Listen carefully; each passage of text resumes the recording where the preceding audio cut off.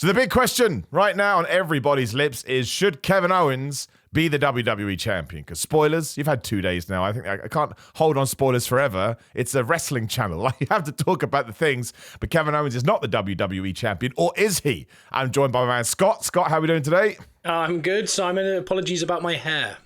No, dude, are you kidding me? I mean, I can't win a hair game. Even if I had like a one strand on my head, I'd be happier than I am. People are always like, "Oh, Simon, you look much better bald," and it's like, yeah, but you've had this for like 8 years. I haven't. I had to go through 27 years with hair, so it's very upsetting. But no, genuinely, before I get completely off topic, Saturday Night's Main Event is in the book, and oddly, the big talking point didn't actually happen on Saturday Night's Main Event. It happened on the social media when we were said and done. Now, I actually thought this was quite smart because I consider the reason WWE did this is they'd already taped SmackDown for Friday because of the holidays, right? Yeah. So you cannot do that angle on SmackDown because everyone would have gone, oh, well, I know what's happening at Saturday Night's Main Event because why else would he have done this? However, the thing that I'm very excited about, and it's all speculation, I'm sure we will find out in a backstage skit in a few days, is obviously at the end, the two cool things, my favorite things on the show. Cody Rhodes comes out with the Winged Eagle WWF title. It's right there. My one is right there. Why do I never bring it close enough to the camera? It's the only time I bought a replica belt because I love it. It's the best, and I thought that's the one that I will shell out on. But at the end of it, after Kevin Owens had lost and feels like he's been screwed over, and package piledriver Cody Rhodes, the greatest thing I've ever seen in my life. So good. He walked off with that belt, right? He walked away with it. So given that it's the most old school wrestling storyline ever, which I have no issue with, I think Cody Rhodes is going to start turning up to SmackDown saying, I'm the real. It's Ric Flair and Macho Man Randy Savage in 1992, whatever it was. A bit later than that, 93 maybe. But he's going to be like, I'm the real world's champion.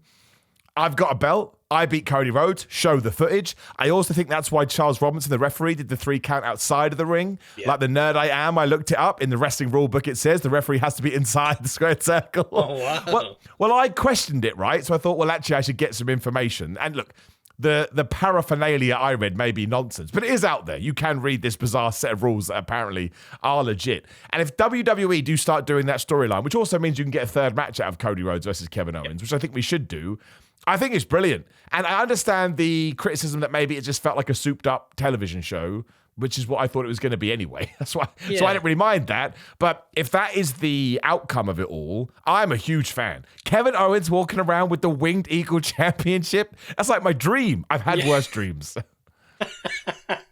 No, it is your dream. Winged Eagle and Kevin Owens. Yeah. And I kind of what you were saying about the television show. I spoke to a couple guys. I mean, if you can see, one of my eyes is still shut, and that's because I was wrestling late last night, and I feel very tired and banged up today. I get it. So I was talking to some of the guys at the show, and I said, did you watch the show or whatever? And they were saying it just kind of felt like a TV, like a souped-up house show. And I was like, but they didn't really promote it as a PLE, did they? Well, it didn't. No, I didn't expect it to be Survivor Series or SummerSlam. I expected it to be Saturday Night's Main Event, which was 5 big matches, and we're going to watch it, and you're going to kind of expect the results. But it was more than that, because I love old school Raw, so all of this was right up my alley. I mean, bow ties, the blue shirts, the Winged Eagle, Jesse the Body. And I mean, we've shown our age very quickly on this podcast because we talked about the Winged Eagle being our favourite. That is true, and we're talking about bow ties and Saturday Night's Main Event. And Jesse the Body hasn't been in WWE for 40 years, and I'm like, I love that guy. That is true. I loved it. I thought it was exactly what it had to be. And it's everything I kind of love about wrestling, a bit of nostalgia. But I mean, we didn't see it on the pay-per-view at the show, but a package piledriver on Saturday Night's Main Event is like the combination of 60 years worth of growth in wrestling. That is true. No, him walking around with Winged Eagle, ladder match, put the titles together or something like that. I think it's just the best. I'm so excited to see where that goes. And I think it gives Kevin Owens such a big thing to be doing right now when, I mean, this is the height of going into WrestleMania. We know Kevin Owens probably isn't going to be in the 4 biggest matches. But I mean, for him to get hot at this point, he tends to get hot at the right times. Maybe this does derail a couple of ideas if it's good enough. But I loved him in a red elbow pad. That's such a minutia thing to say, but I know he's doing a Dusty tribute, but I feel like, I don't know what it was, but something about that red elbow pad made me feel like it took him to another level. And I don't know if that's just so ridiculous and nerdy. It's different, right? That's all. It's different. That's it. Who wears red elbow pads these days? Yeah. I mean, maybe LA Knight does every now and then, but I don't think he does. So it's like, it's just, I think those small things make a world of difference. Like, I never really understood the whole, you got to make sure your gear looks good.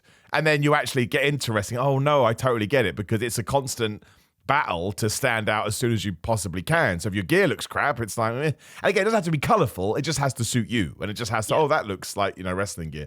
But no, I felt the same. I think that it was certainly a show for people that don't watch WWE, which I say as a huge positive, because again, they loaded up the show with all their stars, but because it was only 2 hours, you had like 8-minute matches. And it was amazing. Like Sami Zayn versus Drew McIntyre was like, guys, you just have to go. You just have to go. And because they're so good, that's the reason I liked it. It felt fresh, I suppose. Because listen, I hate the term WWE style. I don't think it's fair, because Roman Reigns is a very different style to anybody else. Roman Reigns is the walking around the ring looking at the fans style. So that's a completely different style. But it's rare you see Drew and Sammy do something like that. Drew especially likes to take his time in a good way. But I thought that was great. And then we kind of did the same throughout the whole show. I would imagine if you have got somebody on the cusp of becoming a WWE person, you're like, oh, this is great. Like, maybe I'll start watching Raw, maybe I'll start watching SmackDown. And you got a title change because Chelsea Green became the US champion. So you tick that box too, which, I mean, they do it on television, but still very rare. So I think that sort of gave it some gravitas that maybe it didn't have before. But no, I was very much like you. I was like, I wasn't expecting pay-per-view PLE. That's not what I thought. My big thing was just, can you give me something in Kevin Owens versus Cody Rhodes? Yeah. And they did. They really, really did. Like that. The package piledriver sent me nuts, because listen, we talked about it. I don't care. Was the one he did on Randy Orton a bit soft, for lack of a better term? Sure it was. It wasn't executed the best, but you can only learn from your mistakes. And here, Kevin Owens went, a bit soft, was it? And just killed Cody Rhodes at the back. I mean, executed perfectly. Like, I don't want to sort of go too far behind the curtain, but I watched it and I was like, man, both of them, because it takes two to tango. You're so good. You're just such good wrestlers, especially because there'd be a lot of pressure on that spot, because I'm sure they were told, we'll let you do it, but my gosh, if one thing goes wrong, you are totally boned forever. Like, we are, you are, and I thought they pulled it off wonderfully. And I love the fact that, I'm trying to think of my words here. So there's an idea that because Cody Rhodes was a little bit heelish in this match, he used a chair that he didn't introduce and then pushed it out the ring. And people are like, oh, they're walking a tightrope. People are going to boo Cody Rhodes. Even if they do, who cares? Like, who cares? Tell that is a such more interesting story putting that in there. So if all of a sudden the crowd decides, oh, well, I'm going to get on Cody Rhodes' back. Great. Maybe that's the right thing to do now, because I'm ranting now. But if we take Cody Rhodes as our top babyface, which he is at the moment, let's go back in time. Not John Cena. John Cena's an outlier. We'll throw him to the side. But also, John Cena was booed and cheered, though, so it's different. Cody mostly gets overwhelming cheers. So the last two guys you can argue to do that, again, Roman Reigns is a 50-50 dude as well, because he sort of existed on his own island. So we're going back to the Rock and Stone Cold Steve Austin. Really. For the last time, you had two top stars that were like, mega, super, happy babyface, we love you. And what did they do? They won the belt for 3 months and then they lost it, chased it. They won the belt for 3 months, they lost it and chased it. When Austin won the belt at WrestleMania 14, he lost it by June or July, like with King of the Ring. So he had it for 4 months. And then again, he won it back on Raw, but he lost it again and he chased it to WrestleMania. We don't do that in the modern day. We let Cody have a 9-month run. So you have to add some sort of bits of flavor to the reign. Otherwise, you're just not doing what wrestling fans need, because it's a week-to-week show. So even if it does go badly, all right, great. You better come up with an idea to fix it and stuff. Like, I would much rather that than just Crossroads 1, 2, 3. Because I think the idea here is to send Kevin Owens into an insane person. I think that's the job. And it wouldn't surprise me if we get to WrestleMania. Actually, Alex, we'll get to this in a second. Alex said, what do you think the two main events of WrestleMania are going to be? I wouldn't surprise me if Kevin Owens versus Sami Zayn is on that show, because they have started teasing that again on SmackDown. So I loved all that stuff with Cody Rhodes. I think it makes him feel more like a real person. No problem with that whatsoever. I know that this is the positive wrestling podcast, but I fully agree. And that's the kind of thing that you need like a story that has layers, because I think we get caught up on like, that wasn't a babyface thing to do, and that wasn't a heel thing to do, these kind of things. I mean, we're working in gray areas generally. Like when you look at the Bloodline storyline, like, who's really right and wrong in that? We've talked about in the past, like Solo's character is very, it's in the middle there. He's an insecure guy. He's an insecure tribal chief. The ITC. Yeah, and people just go, oh no, he's a bad heel. He's not strong enough. And you're like, but we don't need every heel to be really strong and then every yeah, exactly. Otherwise, really no one's smiley. strong. Yeah. Right, and you look at Hogan, he used to back rake. Stone Cold used to low blow. I think Cody's running that road of, he will do what it takes to win, especially if the guy's wronged him. Yeah. And someone might go, that's not a babyface thing, but I think John Wick's a really good babyface. But I mean, his morals are a little bit sus. I mean, if someone took my dog, I think I would also do that. But I mean, it got to a point where it's like, all right, you got the guy, now relax. And he calm down, yeah. Yeah, exactly. So that's what it's about. And I think the more layers you can have, the more stories can come off it. And I think sometimes it's about kind of throwing 3 or 4 ideas into like a bucket. And if one grows a shoot out of the plant pot, for example, you're like, oh wow, that's the one we're going with. And they've shown how they kind of divert to other ideas sometimes. And if this does heal Cody and there's rumblings of booing, lovely, there's another new layer. Cody is a heel. This is a brand new thing. We don't have to have the franchise player who stays babyface the whole time. Like, Roman's still a heel and he is the franchise. So it doesn't matter if Cody diverts and stuff. It just adds better TV and better, as the kids would say, cinema. No, it does. It's true. Well, CM Punk is the ultimate example of that, right? Yeah. CM Punk is nothing. CM Punk is just CM Punk, and you can choose to do with him whatever you want. Shout out to TikTok as well. Ask your questions with the podcast. So we'll do this really quickly because I don't want to get too waylaid with it. But the 2 main events of WrestleMania, I think it all comes down to whether The Rock is involved. Because if The Rock is involved, I think you're going to do... I think there's choices. I think on the Sunday you either do Cody versus The Rock or you do Cody versus The Rock versus Roman. But I also think there's a chance that you do Cody versus The Rock on the Sunday and Saturday is Roman Reigns versus CM Punk. I really do think that's on the table because I think CM Punk could easily take that belt off Gunther, and then that explains why they're going at it and doesn't sort of, you don't want to crap on that title. You want to make sure that's in a good position. But again, if The Rock's not there, I think you could do Cody Rhodes versus Randy Orton. I think you could do that, especially now, totally given everything that we've done. So they would be my ones I would throw into the pot. I think they are the 4 options. For me, it's Cody Rock on the Sunday and CM Punk Roman. I think CM Punk Roman, I don't think they knew what they had until Survivor Series. I mean, they released videos of just them 2 staring at each other in that cage. Over and 100 million views. Yeah. I think they all just went... I know we really like this bloodline thing, but is this kind of a funner story? And I think The Rock put in, like a small piece of, I don't know, trash or something in Cody's hand just after WrestleMania last year. We're still intrigued by what that was. We don't know. I don't know what that was. I mean, it could have been a penny. I don't know what it was. But we want to know that. And I think Cody Rock is huge. It's the current big baby face, and it's the biggest superstar in the world, unless you've seen that newest film on Prime. Then maybe he's on his way down. But I mean, that's that. And then obviously The Rock, Roman versus CM Punk is almost for like the deep wrestling fans that go, there's so much nuance from the Colt Cabana podcast, and they're doing too much for this Roman character, to the press conference guy inadvertently just asking the worst timed question about that exact thing, and Punk being like, no comment. The Paul Heyman stuff. So it again, we talk about like I was saying about the plant shoots. I think they were obviously going towards Rock, Roman, and Cody, like bloodline. And then this thing's gone, do you know what? That might have more legs because we can still do that and this, and it's huge. The only other option is, like you said, if The Rock's not there, is there a chance that Roman and Punk actually headlines, and night 1 is headlined by a deserving Rhea Ripley or someone else? Well, I think it would still be Cody and Randy in that position. Don't get me wrong. I would love it if you did Rhea Ripley in that spot, because I think Rhea Ripley is great. But she deserves it. She still needs one. Yeah, that's what I think. But I think Roman and Punk are so big they could be the Sunday night. I think Roman could, I say this in a positive way, could outpolitic everybody else to get his Sunday night main event. And more power to him. More power to him. Josh also says in the TikTok chat, Cody is turning into Roman. His character is going on fire too long now. I just don't agree. I just don't. Maybe I should do, but I don't. I still really like Cody. And Edward says Cena versus Rock, not in the main event though. I don't want Cena versus Rock. You're never going to top what you did 10 years ago, so don't try and do it.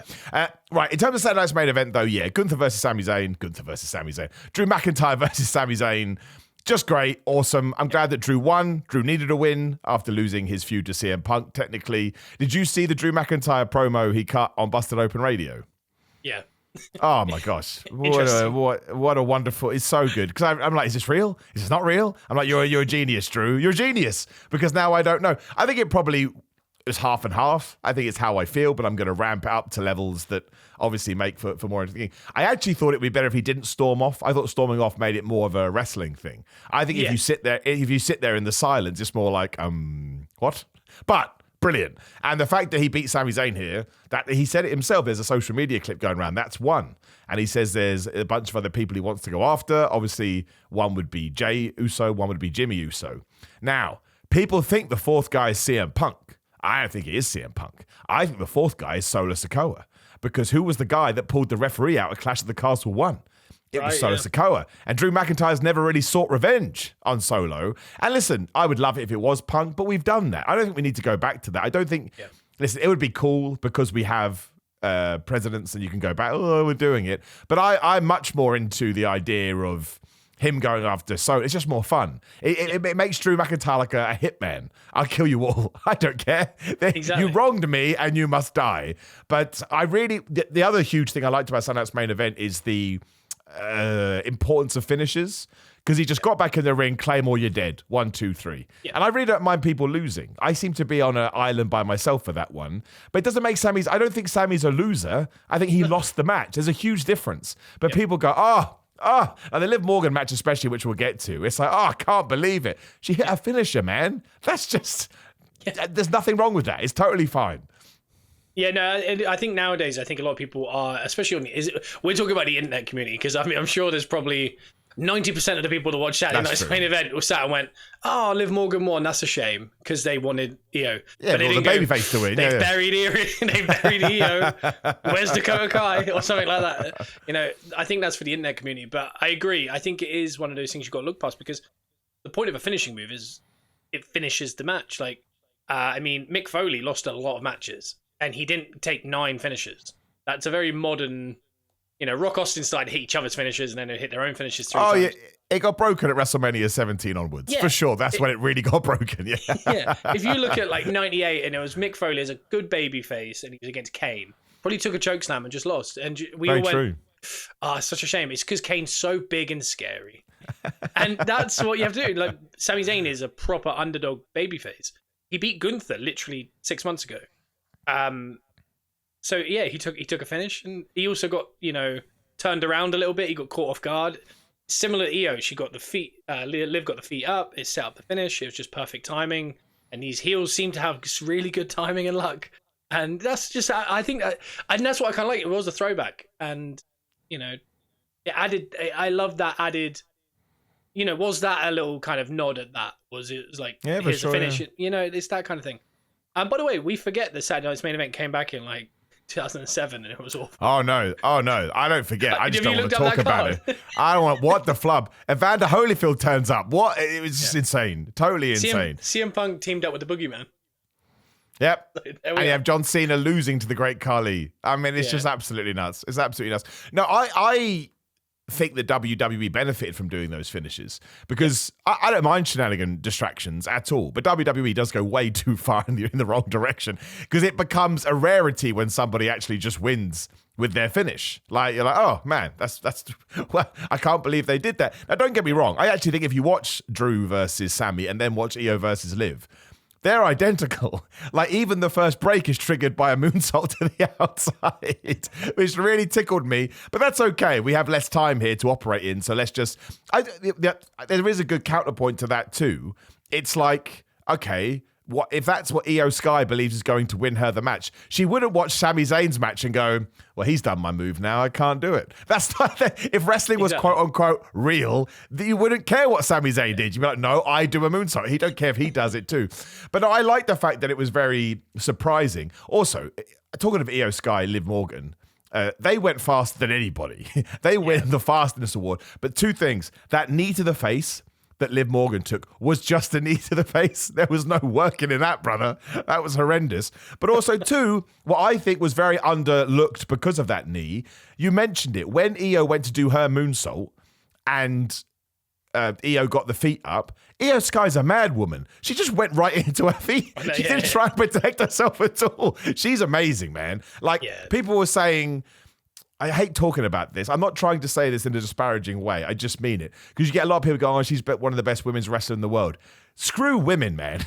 She's just a best wrestler, full stop. Yeah. She's so good. And because she's babyface now, and because she gets wrestling, she's doing so much more in the ring now with her personality and her facials. She's so entertaining too, like genuinely funny. Laugh out loud when she hits a move and does like a weird strut and stuff. I think that we are probably going to go, I think she lost here because once we've sorted out Rhea versus Liv, which I think is going to happen pretty soon and Rhea wins, I think it's going to be Io versus Rhea. I think that's such a good match. I think you're going to be able to bring something completely different to the table because they're both sort of top level wrestlers, but they also sort of approach it very, very differently. And that's why she lost it. I think she's going to beat Rhea eventually. I really do. I think that's the long-term plan. Yeah. I really like Io, like kind of going back to what you're saying there. And also there's a real talent to, you know, if there isn't a cheating finish, you know, you said it, that those feet up look devastating. And then the way she took the finish was devastating. Well, she loves spiking her head, doesn't she, man? My really gosh. Yeah. She always had to try and get there as well. She was like, I need to be on top of my head. But that kind of, you know, in the world behind curtain, people say, we don't say it, but like CM Punk the other day calling out Peter Rosenberg for saying moveset. It made me laugh. That really made me laugh. You know, because wrestlers don't say it. I don't. Simon and I wrestled each other last week, and you know what Simon didn't say to me at any point during that day? What's your moveset? Yeah, what's your moveset? We both just went, oh my God, what do I use? That's what we said. But that's what everyone does, right? It's like what would go here for what we're trying to tell. That's the difference. You put in things that you think will heighten the story that you're hopefully going to get across. Not, it's German suplex time, so we'll do a German suplex. I have to hit these 3 moves right before. She kind of protected herself in that way. In the world, people are like, how could she couldn't have kicked out? I mean, she took that. It was a horrible fall. Blah blah. So there's a real talent to what she does, and I think it was a while back, only about 4 or 5 years ago. She was the best wrestler in Japan, and she beat Ospreay and Kenny Omega in the same year. In some Japanese magazine, they did like the best wrestlers, and she physically beat her. And I remember Ospreay bringing a light to it, being like, no, she is the best in the world currently. And I mean, that's high praise from the best guy. And this was a while back. I mean, she's only improving. So, you know, she's so good. And I think there's just so much, we haven't really kind of opened up on Io yet in the main roster. She's been in Damage Control. She's done obviously a million War Games matches now, but we haven't had that, you know, defining match, or, you know, she talking about that, her and Rhea headlining WrestleMania, for example. It would be one of the best matches. The entrances would be amazing. The match would be amazing. They're both unreal. And I think Rhea really has, you know, crossover potential, that big kind of thing. So, for me, that would be my main event of night 1. And then let's just panic and figure out what ends up night 2. And because I think they deserve it. They really do. So I will point out that she did have her title run, Io Sky. And she did have that great match with Bayley. But you've also correct, because to have that super duper amazing run, you usually need to be a babyface. And this is the first time Io Sky's been a babyface in ages. And you can tell she's so smart. She's completely changed up the way she performs now. She's added bits in, and she's more, we've got more flavor, as they say, because that's what you should do. You don't want people to like you as a heel. So don't do funny facial expressions, because that makes me like you, and you don't want me to like. That's why she's so good. It's not just her moveset. She's got such a baby face as well. I know that's like, she does. She's just great. Just a lovely face. So it's hard to like dislike someone like that. You're just like, oh, she's just brilliant. But so we can talk all the time about that. On the subject of finish as well, Josh in the TikTok chat says, do you think that finishers are becoming weaker now? Well, no, I think we've probably done a 180 recently. There are some finishes that I believe people need to change. We'll come back to the World Championship match in a minute because this ties in. So Chelsea Green versus Michin. Loved it because if wrestling's all about the finish, this made me, as I would say, feel warm and fuzzy in my tum-tum. But do I think Michin should probably change the eat defeat finish? Yes, I would argue it doesn't really have the impact. I feel it. I don't know if she didn't hit it as she would want to hit it on at Saturday Night's main event. But there are some finishes that I watch and go, I'm not so, It just happens sometimes. I used to have one. You know, I used to do the Emerald Fusion. I was like, it's not really working. I just started spearing people. And I was it gets a reaction. I'll just do that instead. So there is an art to it. But no, I think finishes by and large are Well, so Drew McIntyre Claymore absolutely works. Again, the Oblivion's okay. I think there's probably something else that you could do, but it's fine. Like, it's okay. I don't mind it so much. Gunther has about 42,000 different finishes, so that doesn't. And Damian Priest has 2 as well. Finn Balor's the coup de grace works, right? That looks horrible every single time. And then I actually think Chelsea Green's Unpretty is pretty good, especially the way she got into it here when she did that flip out of the corner and she had her arm. How the hell did you do that? That was really good. When you see the crowd also lit, when she did it, there was a when she hit it, there was another pop, and then when she won, it was like a third bit. It reminded me of a shout out to, obviously we're Arsenal fans, Jesus scoring the 3rd goal against Man United last year. We'd won it in the 91 first minute, and then Jesus just put the cherry on the cake. And I remember he runs through, and you hear the crowd all stand. And then he goes to shoot. He drags the ball back. Delo gets sent, 2 miles down the road, and the crowd went up again, and then it goes in, it goes again. And I mean, as a wrestler, that's all we're looking for is the escalation of the pop. And I mean, that's the definition of a good finish is, and then boom, there you go. There's the biggest moment. Go home, and they're brilliant. And then Jesus never scored again. So that is a shame, but I'll always remember it. Oh my God, do we need to talk about strikers? But that's for a different day. Amazingly, I just have to call this out because not in my wildest dreams I think we get this comment. Fast Food Guido says Simon Miller from Xbox 360 magazine. That's true. That's from like 12 years ago. So that's very kind. That took me by surprise. I did used to be the editor of X360 magazine. And very much like my content now, we just used to troll everybody. So, yeah. But no, I just think, Chelsea Green winning that US title was, again, I understand it. The terms rewarded and deserved sound so silly, but it makes sense with professional wrestling. And for somebody to have the 2024 that she did, where it's like, here's some crazy stuff. And she goes, I can make that work. Don't worry about it. Really, really, really good. I mean, she's just excellent. She is. I don't even like the term comedy character because I think it's unfair. I think that puts a negative spin on it, which is not what I mean. I just think she's super entertaining. And that's all I want from professional wrestling. And it's like we said earlier, not everyone can be a tough guy or strong guy because then there are no tough guys and strong guys because everybody's the same. That's why you need tall guys and short guys and big guys, blah, blah, blah. And she just is able to, she's able to get over. Again, we're going to sound like old wrestling veterans, but that's all. Cody Rhodes said it best. Doesn't matter how you do it, just do it. That's it. If you connected with the crowd, then you win. And again, she's technically a heel if you were going to write down a list of sort of baby faces and bad guys. And yet people still went crazy and everybody wanted this. And she's so good. I've said this a few times now. She could lose on SmackDown and get away with it. She'd figure it out. Yeah. She'd be like, well, I know what to do in order to make this still interesting. So she's Teflon, as they'd say. Yeah, absolutely. Yeah, exactly. So I think I was. By the way, I was just happy for her generally. Yeah, me too. Yeah. I can't remember what she won. She won something not too long ago, and the crowd just went absolutely nuts. I can't remember what it was. It's about 3 months ago, and I remember thinking like that was one of the biggest pops I've heard in a minute. And so when I, seeing this, I was just like, oh man, I'm so chuffed for her. And sometimes there's a right time to just pull the trigger and go, do you know what, give her the moment. And there's sometimes where you kind of gotta, like with Cody at the first WrestleMania. Sometimes you gotta go, but I think this one was the perfect time just to go. Just do it. It's fine. Yeah, I think Meechin winning it would have harmed Meechin going forward. I think people would have been so mad. Like, you were saying about the defeat. I mean, the definition of insanity is doing the same thing and then expecting different results. That's where she's at with that finish. I think she really needs to, go back into the playbook and maybe. Well, it's just. I mean, I'm trying. There's someone else who's had a finish like this. Do you know whose finish it was? It was John Morrison's Starship Pain.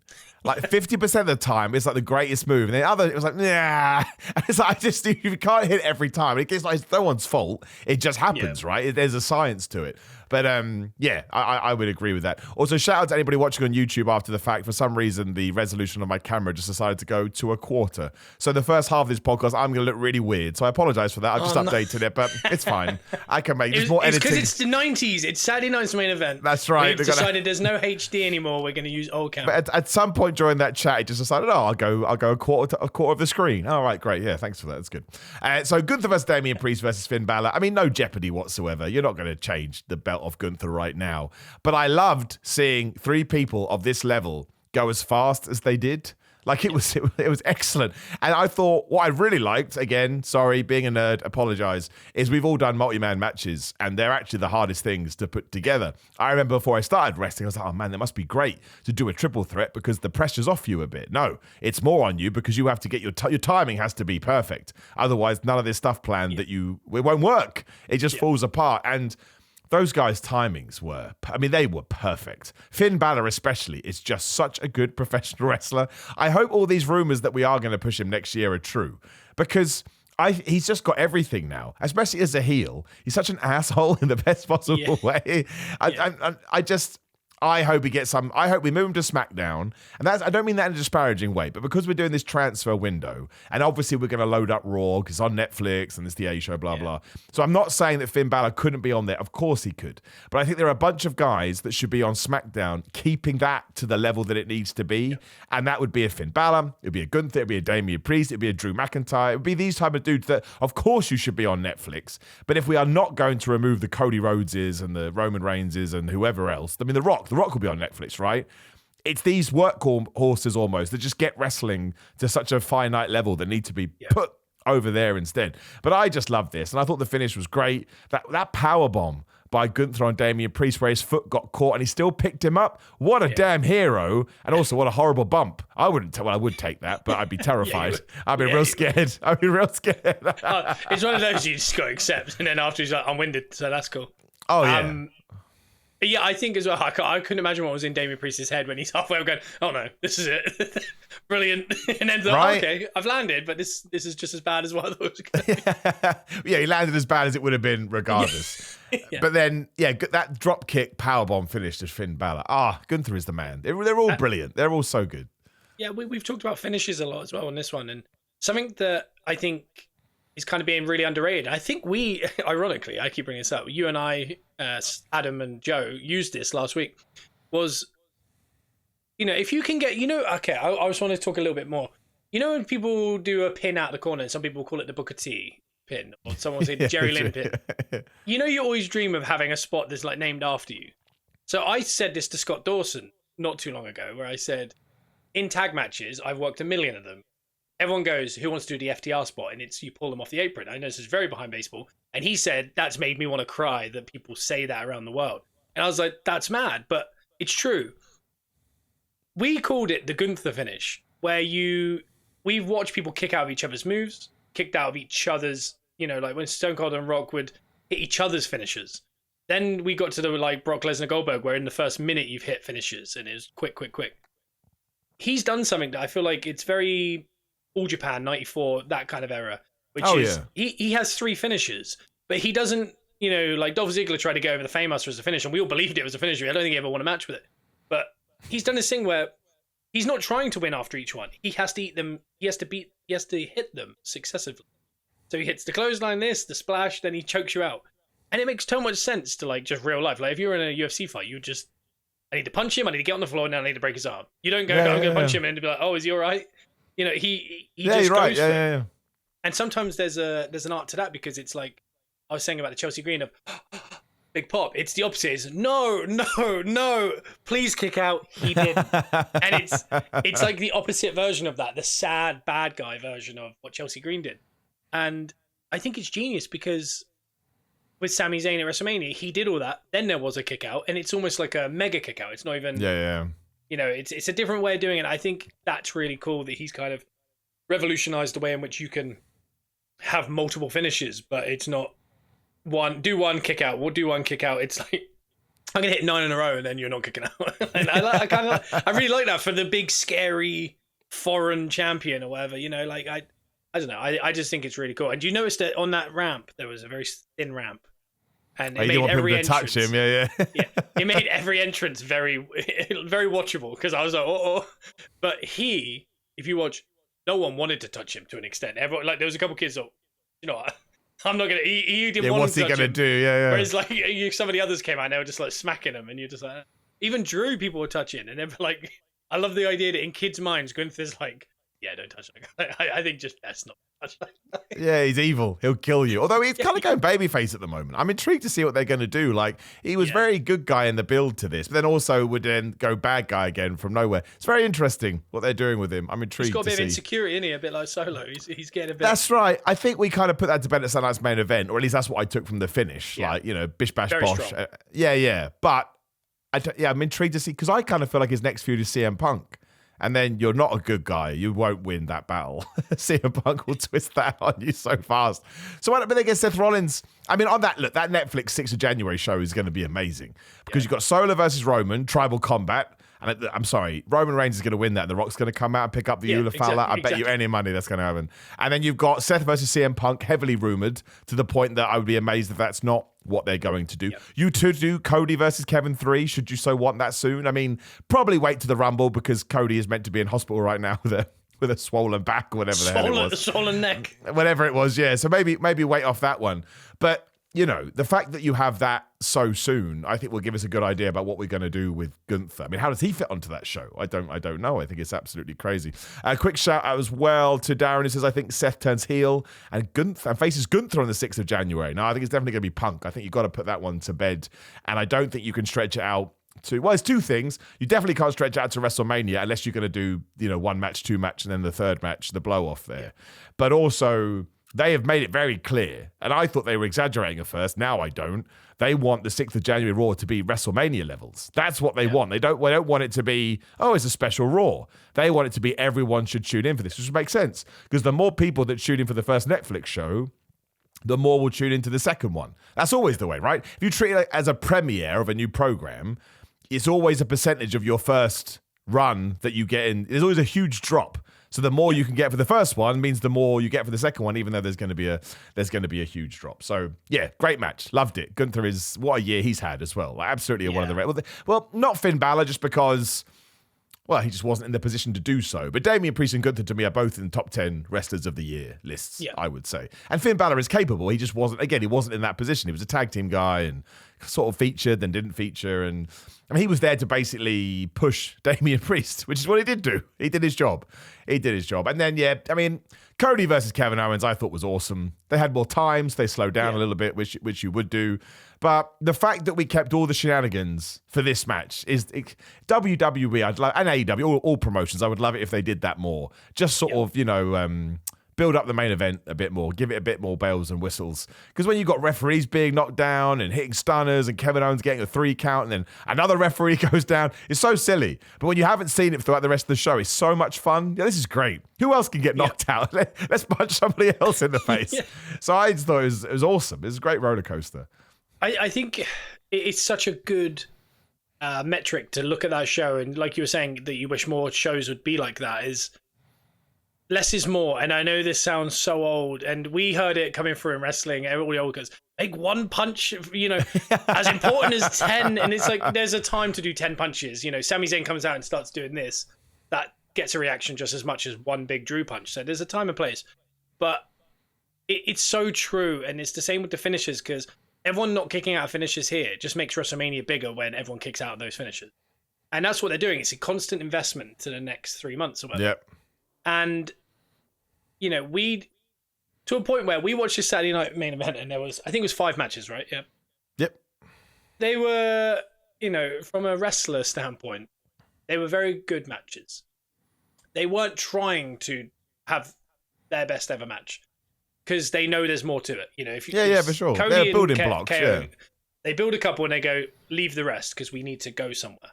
That's smart, correct? You know, but we even watch these shows where sometimes, you know, there's an advert every 5 minutes, and then after those adverts, the American adverts, it goes to a Rhea Ripley clothing advert. Then there's an entrance. Then they do it all again, and then, you know, and at the end of it, we go, wow, that was a really good show. And AEW must be going, we just gave you 12 5-star matches. And everyone went, yeah. But that's exactly what all this is. That's what everyone's kind of saying is, when you give us everything, you then get critiqued at that level. So, you know, an AEW show is always killer. But now everyone's going, so maybe too much killer. And they're going, how? And it's like, because their bar is here. Whereas WWE bar is here as far as the in-ring level, because they know that they want to, you know, at SummerSlam, they go, do you know what, let's spike it. Let's you give them a treat. And then they go, oh, here's a Saturday night's main event. We're back here. And everyone goes, that was a really good show as well. So it's very smart, and they set a precedent, and they you know, peak on that. Whereas AEW went, here's the best thing you've ever seen. Now everyone goes, yeah, well, it has to be that every time. And I think that's a really good kind of explanation for wrestling as a whole, as far as 10 punches mean 1, or don't kick out of each other's finishes, all these kinds of things. It does kind of make that full sense. And it means that WWE just went, you know what, we're going to stay here so we can surprise you. And I'm about to say the weirdest analogy, and I don't know if it will even make the podcast. But I have a comment that I think naked is funny. Okay, I've gone off on a tangent, and someone's going to panic. Well, like naked Midian. Yeah, or me just walking into a room naked. I think that's funny, okay? Right. And I've done this all my life. Not now, because I'm old. But it was like a gag. Like I was the guy that, you know, people were like, that's bizarre, but it's funny. It probably wasn't. But there was always like one guy that you'd never do that. But if he did, everyone would be like, what is happening? Like, you don't do that. That's what I feel like WWE and AEW are. That is the weirdest analogy. You're right. That's bizarre. WWE, they've been in the room naked the whole time, and everyone's like, yeah, it's normal. And then AEW have gone, here we go. And everyone's going, I don't know about it. The thing is, though, I want AEW to remain, I don't know if they're the naked or non-naked person, but whichever one they are. I'm glad you're agreeing with this.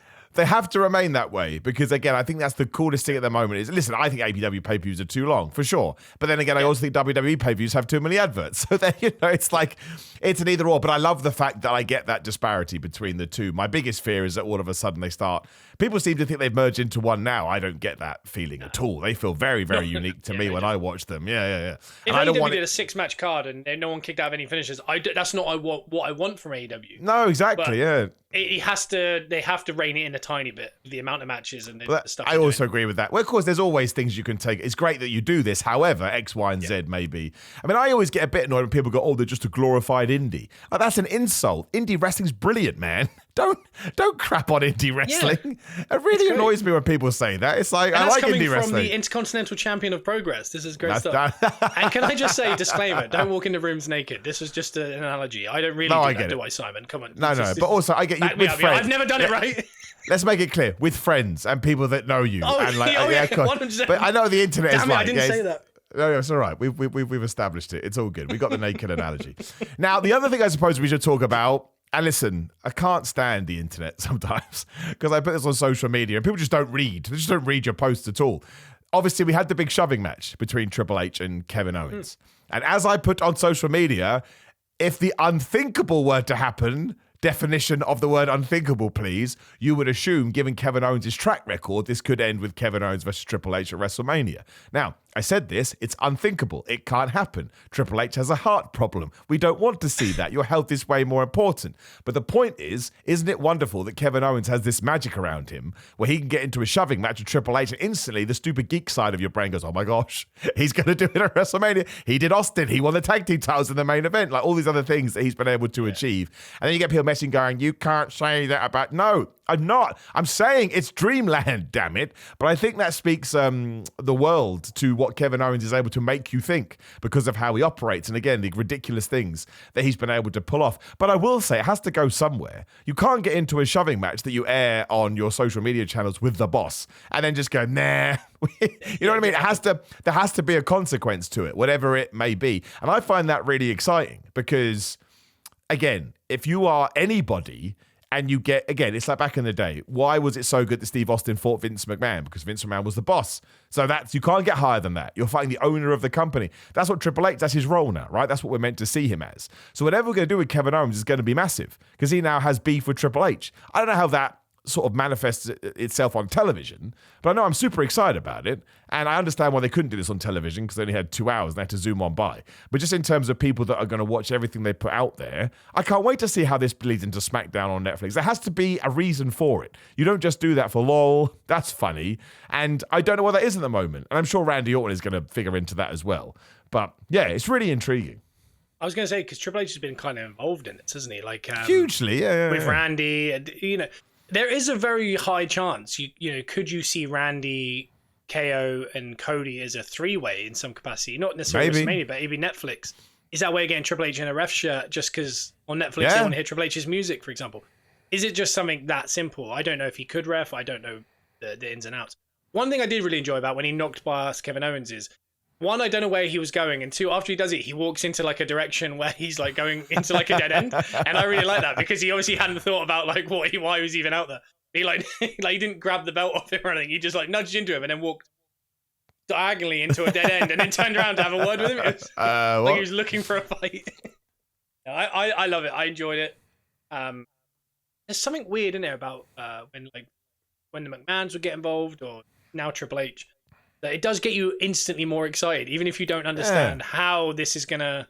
Even when Vince or someone would get back in the day, we were like, well, you can't really wrestle, but you were just instantly more interested because there was like an authority figure or something. I don't know, but it works because at the end of that show, wrestling's about moments. You could see online there was about 6 or 7 moments on that whole show. And in 2 hours, to have 6 or 7 moments that you come away, the package pile driver into the Triple H. The Winged Eagle was a whole moment to itself. Oh, yeah, for sure. Chelsea winning that championship was a big moment. The powerbomb onto the stairs was a big moment. You know what I mean? When you look at it and you go, wow, they placed all these nice moments every 15, 20 minutes to kind of go, whoa, something happened. And that for a show that we don't consider a premium live event is pretty damn good, really, isn't it? So, and Jesse Ventura was a moment too. That was great. And Pat I love McAfee. seeing Jesse Ventura in it. Well, I'm so used to Pat McAfee coming back at this time of year now. I kind of expect it. I'm like, it's Royal Rumble time. Here comes Pat McAfee. More power to him. Like, bless his heart. But the whole Jesse Ventura thing, I thought, the way that he just hated Cody Rhodes because he was the babyface in that main event, I just loved it. I miss that kind of commentary. It's very old school, of course it is. But I'd be intrigued to see what a fan of the last 5 years thought of that style of commentary, because I can imagine it probably may be quite grating to your ears if you're not used to it. Yeah. But I thought it was tremendous. I loved it. I love the seeing what's happening through a glass lens almost, and we're sort of what you're saying is correct, but also I feel like you're deliberately ignoring the context, which is great. That's what I want. I think Jesse Ventura was brilliant. Yeah, it's the fact that as well as just like on a personal level is he's not been involved in wrestling for a very long time. He's a much older man. To talk that well and understand the product and know what was actually happening. I know there's a couple moments where he said a couple of things and then Mark Cole will be like, that happened 2 weeks on SmackDown. Oh, he clearly hasn't watched for ages. But he doesn't have to. He's Jesse Ventura. It's fine. But I mean, I just dream that I can have my wits about me and wear feather boas at that age. That's honestly what I'm trying to get at. No, it's true. I like the fact he called Kevin Owens Kevin Owen for a while. And then all of a sudden the S came back. But who cares? Someone's like, could you please put this on? Please. But I saw some people get really furious about that. This stuff just doesn't bother me. It just doesn't bother me. I'm like, okay, you called him Kevin Owen. Big deal. You haven't been around, so why would you know his name? Yeah. And also, I've watched football where Chesney, the Arsenal keeper, was Sir Chesney every single time for about 3 years. And I mean, there's a lot of those, and they're professional commentators. Don't get me started on the Camp Nou or the New Camp. No one can make their mind up on that one. Drives me absolutely. I like when they put an accent on Barcelona and they go, Barcelona. I don't do it. You're not Spanish. But the whole sentence was in English, and then he's just like, I know. We're watching a game tonight. It's a really good game between two good teams, and one team's Barcelona. You're like, what happened there? It sounds offensive. It does. It sounds like you're offending them. Like, it's really bad. I used to have this, this is a completely random story. But when you watch the news and you have someone speaking in a different language and you have the interpreter over the top, I could never understand why the interpreter had an accent. I thought they were putting it on, and I was like, that's so offensive. Then I went, oh, no, wait, it's just the person speaking English. But when I was a kid, I was like, are we just taking the mick out of their accents? It's similar to that with the Barcelona thing. It's like, what are you doing? What are you doing? Yeah. Camp Nou. It's the new camp. For good. I think as well, you got to kind of do the whole sentence, because I'm learning French on Duolingo, obviously, because we should all be doing a little Duolingo, but a part of it is they say, you have to find your accent, like, because you can't just go. For sure, I can't say bonjour, comment ça va. You're just like, that's aggressive. You have to have a little go to it, but you don't want to go too far. You're like, I'm doing a bit here, like that's exactly. Yeah, like, you become a parody. Yeah, it's a fine line. But those commentators definitely take the mic. So Jesse Ventura was absolutely. Oh, really, really good. I thought that the show was done. It zoomed by 2 hours. All the matches were really fast, so you couldn't really get too many adverts, of course, and almost impossible to watch on YouTube. Oh my gosh, every 30 seconds. I watched it on YouTube, and it was chaos. Oh, it's awful. But again, the reason I never complain about it is welcome to 2024. It's nothing to do with WWE. That's a capitalism problem. Yeah. I watched a music video on YouTube the other day. It had 3 adverts in it. So I was like, oh, this song's really good. Oh, maybe I'll wait for 59 seconds. Sometimes I watch my own videos back just to make sure they're edited, and I get annoyed. I'm like, oh my gosh, another one? And I don't put those adverts in anymore. Honestly, I do have a YouTube Red account. I got one ages ago because, it's so worth it if you do what I watch so much YouTube. It's so much. So, no, but I liked it. And if you didn't, that's totally fine. Again, I don't think there's... I didn't understand the disappointment thing, but I guess if you had decided it was going to be a PLE, yeah, then I get why you'd be a bit like, oh, but that's fine. You're allowed to go into these things as much as you want. But no, I think we're in the end of the year, I think it's going to be very good because we're going to get the end of the Continental Classic in AEW that ends at World's End. And then WWE from this point on, we're past Saturday Night's Main Event now. So it's all paths lead to this January 6th Raw. Yeah. And apparently the last Raw they're doing on USA Network, given their relationship, is also going to have huge consequences, which makes all the sense in the world, because then you finish on a bang and you want USA to be happy because SmackDown is still going to be on USA.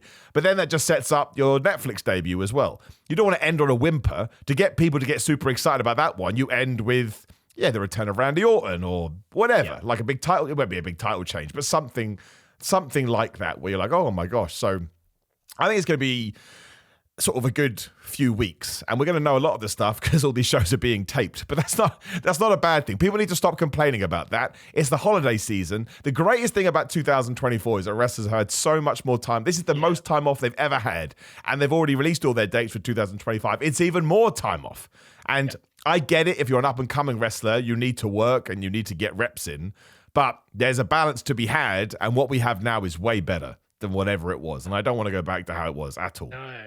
And also, like, at this time of year, we all kind of tail off watching as much. Yeah.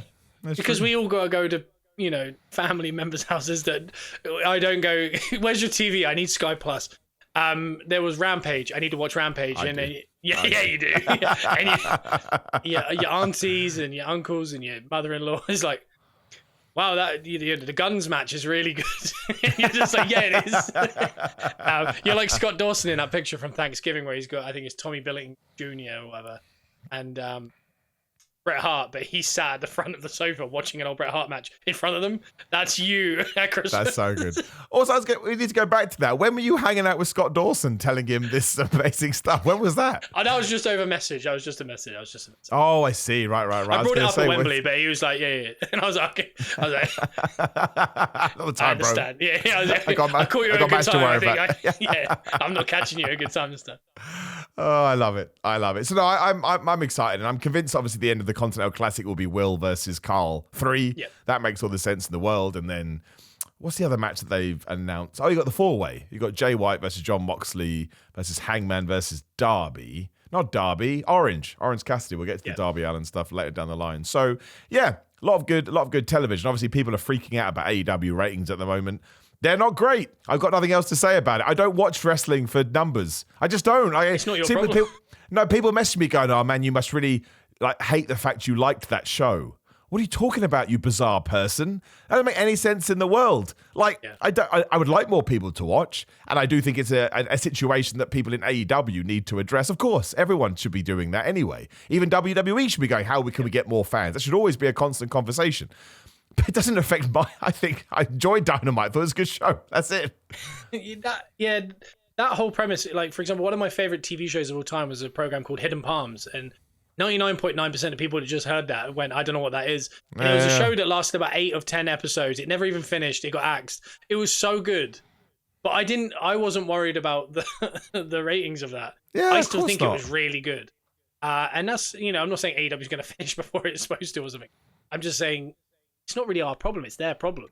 Exactly. It's not going anywhere. Yeah. Like, people argue, it's going to disappear. It's like, he's a billionaire who is obsessed with wrestling. That's going to run, even if it was making $900 million loss. He's going to still run it because he has the money. But it's not. It's making money. It's just the attendances maybe aren't up. The ratings maybe not up. Maybe the show's not its best moment. But I mean, WWE wasn't great in 2019. It's really good right now. Ebbs and flows. It's coming around. I agree. The thing I do want to end on, because it annoys me, because people don't listen. And that's the only thing that I get a bugbear about. At the end of Dynamite, when Tony Storm returned as old Tony Storm, I did indeed give it a down, because I thought it was a missed opportunity. I said on the show, I'm being super pedantic here, right? But I thought it was a missed opportunity for the commentators to not be a bit confused. Like, who's this version of Tony Storm? Where's the timeless version of Tony Storm? I understood that was the story. But for me, sometimes I really like the commentators to smack me over the head with it. I just do. I think it's a nice way to go, I can see what they're going to do, as opposed to allowing me to figure it out for myself. Sometimes I want to be baby-led, right? Just hold my hand and walk me. So I thought, I said it's a silly down. It's a nerd down. I give it a down. So many people messaging me going, oh my God, do you not understand the story, Simon? Go and watch Collision and Rampage. She's clearly got amnesia. I said, yeah, I know what the story is, but you have to sometimes lead. It's black and white. You have to lead us towards it because that's the point. But it's the small things sometimes as well. Like if any one of those commentators had just gone, just as the show was going, but wait a minute, what about show ends?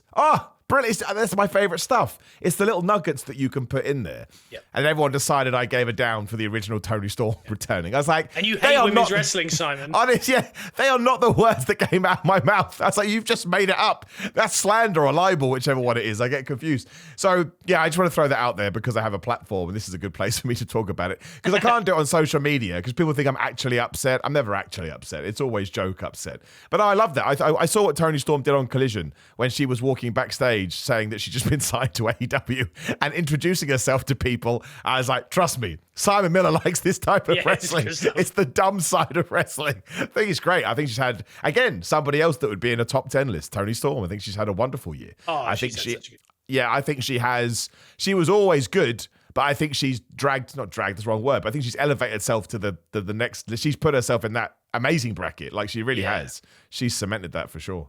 I think she's brilliant. And yeah, what you were saying about the leading us towards her is that's kind of wrestling. Like, if we don't show you what our finishes are for a year, you don't know what to be reacting to if we do hit it. That is, again, we brought it all back to finishes. This episode is the finishes episode, but welcome to our seminar about finishes.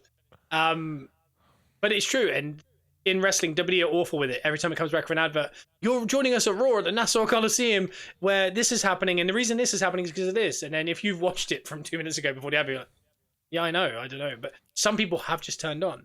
And really I know smart, they don't want to be WWE light, but there's certain things that it's not WWE light. It's just really good